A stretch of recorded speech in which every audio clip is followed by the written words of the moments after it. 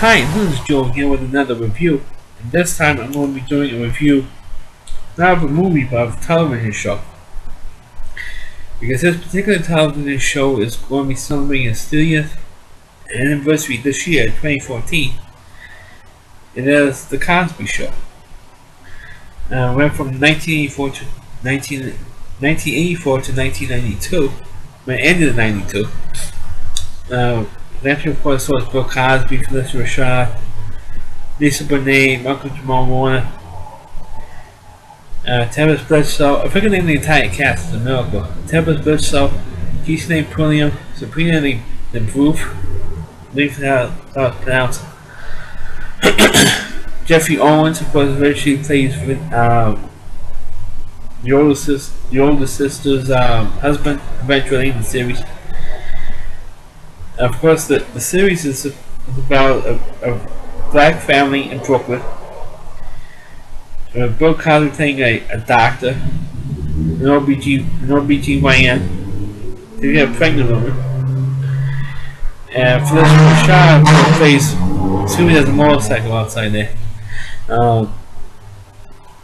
Plays the wife, Claire Huxtable, who is supposed to be a lawyer. When I first worked, this is how powerful Bill Cosby was with NBC, especially when the first year of the show became a hit. From 1984 to 1989, the first 5 years of the series, every time an NBC had baseball coverage in those days, meaning they used to broadcast the World Series or the playoffs in alternating seasons with ABC. And every time when they had a Thursday night game schedule, instead of the game starting at 8 o'clock like the rest of the games, that week, like the World Series, for example, the game will start on Thursday night a half hour later. Instead of at 8 o'clock, it would be 8:30.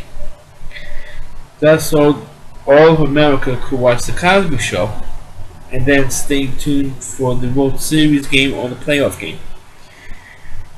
And remember, in those days, you didn't complain about it because, or the mainstream media didn't complain about it, because otherwise they would be racist because they're complaining about a black show delaying, or the biggest show on television at that time, the Cosby Show, which is a black show, delaying the start of a World Series game by half an hour.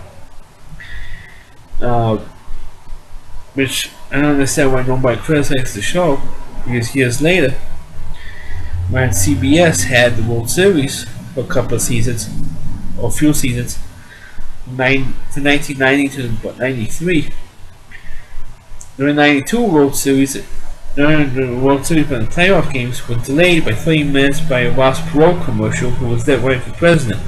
So at the start of the 93 season, there was a little criticism of the first game that ESPN broadcast, complaining over the fact that the World Series game was delayed for 30 minutes because of Ross Perot. But meanwhile, when NBC delayed the 8-game 5 for the 1986 World Series, defeated the Mets and the Red Sox by a half hour, because of the Cosby Show, there was no criticism over it. So that's not abject racism right there. We're not criticizing a white guy and not the black show. That's racism right there. Speaking of that, the other racism on the show was that blacks were criticizing the Cosby Show because it was not accurate to what black people really were. That is, of course, the fact that you had a black man having 5 kids with the same woman, not having 5 kids, one kid with 5 different women, or 5 kids with one woman who happens to be his wife, and being married for, I think by the end of the series, keep 30 years or over 30 years by the time the series ended. And also not only that, but the two black leads were supposed to be successful. Well, the characters will be successful. One is a successful doctor, the other one's a successful lawyer. So that's not, according to fact, that's not accurate at all. It's probably living in a slum, like what Good Times was, or on television show Good Times, they're living in a slum. There should be more like that. But they went the other way because Bill Cosby had control of the show, so hey, uh, because he wanted to prove that blacks can be successful and be married and have good relations with their kids and all that type of thing. But getting back to the show, I thought that the show, for the first few years, I enjoyed. The last 3 years were a waste of time, maybe in my opinion. Because of the fact there was one particular episode which I felt were two things that really stuck out in my mind that, like the saying, like they did my half of these reviews that they chucked the chalk on. One in particular was that had this one story that Cassandra, played by Sabrina the Booth, was married to Jeffrey Owens' character on the show. Was pregnant. And of course, naturally, obviously, you're going to have an episode where she gives birth, which was originally a 1 hour episode. Of course, now in the reruns, they cut it down to 2 half-hour shows. But originally, it was a 1 hour episode. And she gave birth, to, instead of giving birth to one child, she gave birth to twins. One boy and one girl. Now, they could have named the kids, like after their parents, like after Claire, or after her husband's parents, something like that, or we'll make it easy, right? But no, they named the 2 kids after one of the most famous criminals in the history of the world, not just black history, but the history of the world, Nelson Mandela, and his then wife, Winnie Mandela, was named Nelson and Winnie. I didn't know why they named it like that, because this happened this episode aired a year or 2 years before Nelson Mandela was released from prison.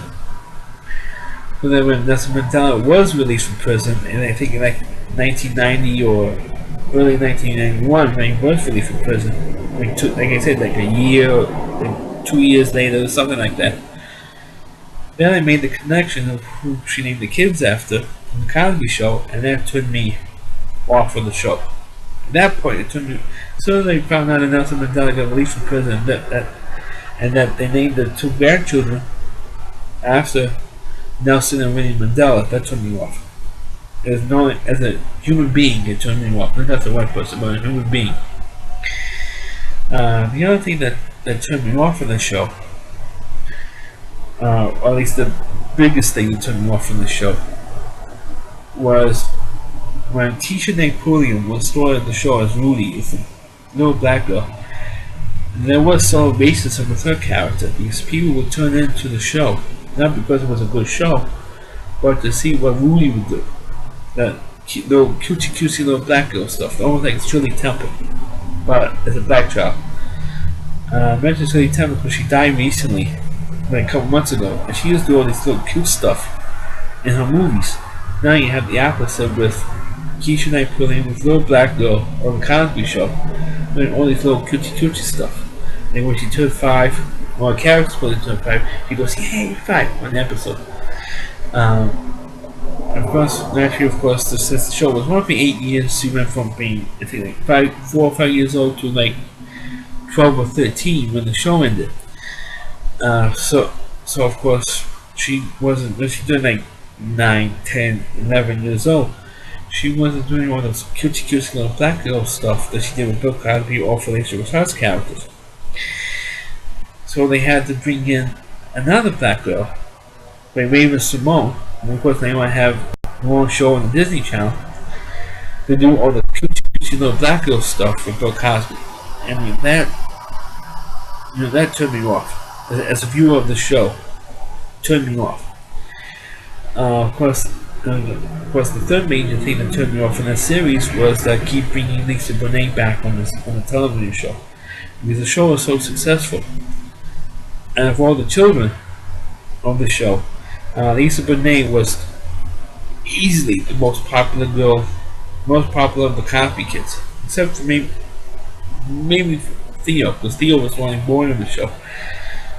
But in terms of the girls, the most popular girl on the show was Lisa Bonet. I think guys were kind of crazy about her because she was, she wasn't exactly ugly, Lisa Bonet. So they decided to give her one show, which I think kind of ruined both series for me. And there was a different world, which is another tangent I can go on. Because all they showed was when Lisa Bonet, especially the 1 year where she was on the show, she was only on for like 1 year. The only reason why the show even got ratings is because it followed the Cosby Show. And it was the only shows in that time slot, on Thursday nights, and at that time, it was only a half hour. So they missed the first half hour of the other shows were only up against the Cosby Show. So they figured, watch this show. And it was an all-black show, probably an all-black college, a fictional college, a Hillman College, I think it was. And people made a mistake because there was no white characters on this show. Probably a college with no white characters. They had all Hispanic characters or Asians or anything else. And all they did was hang out. They hung out in the little cafes, they hung out in the dorms, they hung out. You didn't see them in class, you didn't see them struggle with grades, you didn't see them struggle with finals, you didn't see them struggle with midterms, you didn't see them struggling getting term papers in, you didn't see them struggling with the professors, you didn't see any of that, relative college life. You don't see them hanging out and partying. And with the white people angle is that they brought Marissa Tomei to be the one talking white character, and then after the first season they got rid of her, they got rid of Lisa Bonet, and then stayed on the show and became successful after that. After Lisa Bonet left. So she came back on the show and then she left to do a movie called Angel Heart, which I guess she tried to give her for a goody two shoes image because she did a nude scene in it. And after she did that, she came back again and left again. So she came back like I think like 2 or 3 times and left for 2 or 3 times. So kind of annoying. And her character got married, and that's when you had the little girl to replace the cutesy stuff that Rudy did. But my favorite, despite all my criticism of that show, I did enjoy the earlier episodes of the series, especially the bit with Theo, and my favorite storyline was with Theo and his math teacher, Mrs. Westlake, who she called the Dragon Lady. And my favorite episode, and I think you could look this up on YouTube, was when the math teacher came over for dinner, and Theo was worried about his math test, and she gave him the math test in the house, and he did pass. He got an 89, which everybody was surprised about. But I really like that episode because of the horror of your teacher that you dislike the most coming into your house for dinner. Thankfully, that never happened to me, but it happened to Theo, and the way it was done was really great. And naturally, because the problem is none of the other kids were there, just Theo, because they wrote all the other kids out.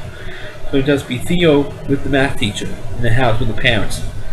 But other than that, I thought it was a great episode, and that's fun. And also, you had some great guest stars on that show. You had the late great Danny Kaye playing Dennis. He did an episode. You also had Christopher Plummer, from the movies like Sound of Music. Did guest starring on that. And also you had an I Spy reunion with Robert Culp and Bill Cosby on an episode. Which was also great because he had an I Spy, and if any of you out there remember the show I Spy, you had the two of them together again. You also had a great bit with Rita Moreno, who of course won an Oscar for West Side Story, and the only performer that won an Oscar, a Tony, a Grammy, and an Emmy Award. She did an episode as a janitor in the hospital. And also you had, I think, the last TV appearance, acting wise, of Sammy Davis Jr. Which of course Sammy Davis Jr. holds the record for the most guest starring appearances on television show from anybody, because he was on everything. I think that was the last guest starring role he had was on the Cosby Show. And if you ever seen that episode, he played an illiterate man, and of course they found out about it. But the show was terrific. That episode was terrific, and I don't know if 78 was doing one Emmy for that, but he should have won. But the other actors, I thought it was a good show. Definitely better than the show I previously reviewed, Seinfeld. And to say that Seinfeld was a better show than I know I'm going back to Seinfeld, but to say that Seinfeld was a better show than the Cosby Show, nuts. People on TV that were crazy. You have to say that. Because this show was the #1 show for the entire 8-year run. Seinfeld cannot say that. Seinfeld cannot say that. I think the last 3 or 4 years of the run became popular, especially after word got around of that show. It was like that got popular. As soon as Seinfeld was moved to for Tuesday to Thursday night, that became a popular show. But to say it's better than Cosby Show, then nuts. Nuts. I have to say it. But to say this, I mean, it was a good show, but it's not my #1 favorite show. It's up there. I think in my top 10, but it's not my #1 show. My #1 show is The Honeymooners. That's my #1 favorite sitcom. So that's my review of The Cosby Show. Please like the review. Please comment on it. Please share on your Facebook pages and subscribe to my channel. Thanks for watching.